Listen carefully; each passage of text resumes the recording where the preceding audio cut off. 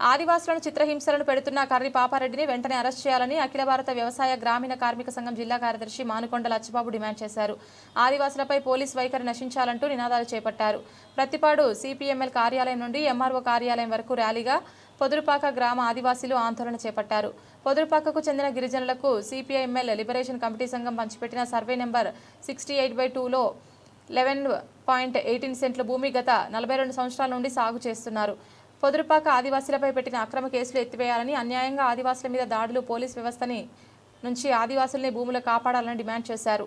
ఈ కార్యక్రమంలో ఆదివాసీ రాష్ట్ర కమిటీ సభ్యులు రేస్పట్ల సింహాచలం, సిపిఎల్ఎం లిబరేషన్ జిల్లా కార్యదర్శి ఏగుపాటి అర్జునరావు, అఖిల భారత వ్యవసాయ గ్రామీణ కార్మిక సంఘం జిల్లా కార్యదర్శి మానుకొండ లచ్చబాబు, పొదురుపాక ఆదివాసీ సంఘం ప్రెసిడెంట్ వీరట కృష్ణ, అడ్డాల వెంకటరావు తదితరులు పాల్గొన్నారు.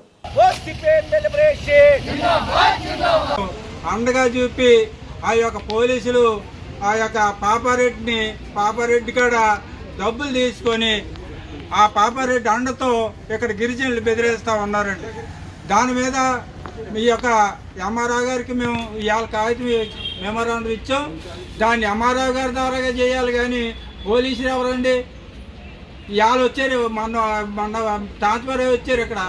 ఆ విషయం వీళ్ళకి ఏం తెలిసి పోలీసుకి సిఐకి డబ్బులు తీసేసుకోండి మీరు. పాపారెడ్డికి అమ్ముడైపోయింది పోలీస్ స్టేషన్ అంతా, పత్తిపాడు పోలీస్ స్టేషన్ అంతా. పత్తిపాడు పోలీస్ స్టేషన్ ఏదైతే ఉందో పాపారెడ్డికి అమ్ముడైపోయి ఇప్పుడు ఆదివాసుల మీద దాడి చేస్తూ ఉన్నారు, ఆదివాసుల మీద కేసులు పెడతా ఉన్నారు, ఆదివాసుల మీద దౌర్జన్యం చేస్తూ ఉన్నారు. భూస్వామిని ఏమంటలేదు, డబ్బులు తీసుకున్నా స్టేషన్ ఏమంటుంది, భూస్వామికి వెళ్ళి మాట్లాడుతుంది.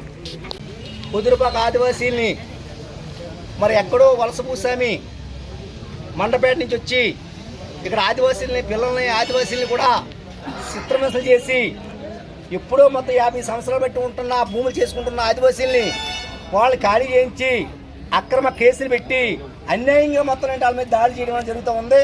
ఎందుకంటే వాళ్ళకి వారం అవుతుంది, 20 మంది గూండాలను ఏవవుతుందో మరి పాపారెడ్డి తీసుకురావడం జరిగింది.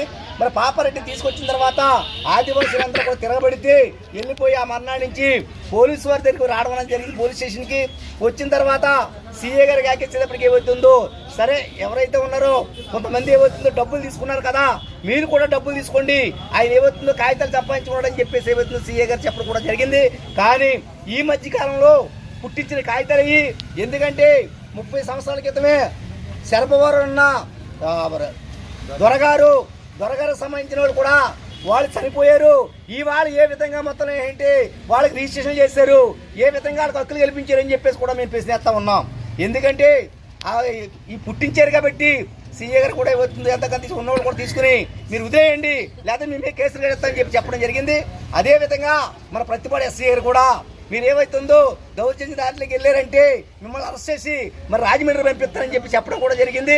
అయినా సరే మేము అక్కడ సామాన్యం చెప్తాం తప్ప ఆ భూములోనే ఉంటామని చెప్పేసి ఆదివాసీలు అనేటప్పటికీ చాలా మంది తీసుకున్నారు కదా, మీరు ఇంకా చాలా మంది ఉన్నారు కదా, మీరు కూడా ఎంతగానో డబ్బులు తీసుకుని ఆ ఖాళీ చేసేయండి, లేకపోతే మిమ్మల్ని కేసు పెట్టి మేమైతే లాకప్లో వేయడం జరుగుతుందని చెప్పేసి కూడా స్పష్టంగా పోలీసు వారు కూడా చెప్పడం జరుగుతూ ఉంది.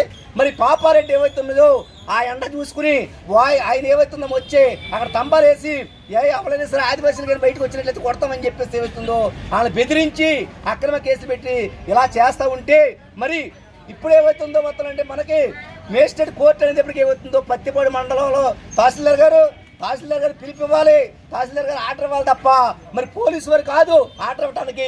పోలీసు వారే మాకు చెప్పారు మేము చేసుకోమని చెప్పేసి ఆ రెడ్ అయితే రావడం జరిగింది. ల్యాండ్ డిస్ప్యూట్ మీకు పోలీసులకు సంబంధం లేదు. ల్యాండ్ డిస్ప్యూట్ అయినప్పటికీ ఏమవుతుందో తహసీల్దార్ గారు సంబంధించి తహసీల్దార్ గారు చెప్పాలి, లేదా కోర్టు చెప్పాలని చెప్పి మేమంటే లేదు, పోలీసుగా మేము ఏమవుతుంది మొత్తం అంటే మేమే ఆర్డర్ ఇస్తున్నాం, వాళ్ళకి మేమే మొత్తం అంటే ఆ ఇంటికి ఇస్తున్నాం కాబట్టి మీరు ఖాళీ చేసేయండి. ఖాళీ అయిన పోయినట్లయితే ఆడవాళ్ళు మగవాళ్ళు కూడా కుర్రోళ్ళు కూడా ఏమవుతుందో కేసులు పెట్టి మిమ్మల్ని అరెస్ట్ చేసి లోన పంపించడం జరుగుతుందని చెప్పేసి చాలా స్పష్టంగా బెదిరించడం జరుగుతూ ఉన్నది. వాళ్ళతో పాటు కూడా నేను కూడా వెళ్ళడం జరిగింది. అందుచేత ఏమవుతుందో మరి ఈ బెదిరింపు ఇవన్నీ చూడడం వల్ల మాకేమవుతుందో పార్టీ ఉన్నా మరి గతంలో ఒప్పందాలు చేసుకున్న ఆ కాగితాలన్నీ తీసి ఇప్పుడు రెడీ చేసి తహసీల్దార్ గారికి ఇవ్వడం జరుగుతూ ఉన్నది. అందుకనేటండి ఎట్టిమని పరిస్థితుల్లో కూడా భూమి వదిలే పని లేదు. భూమి కాడికి వచ్చేలాగా ఏమవుతుందో ఆదివాసీలు ఏమవుతుందో మేము సావనా చనిపోతుంది తప్ప 50 సంవత్సరాలు బట్టి దాని మీద బతుకుతున్నాం.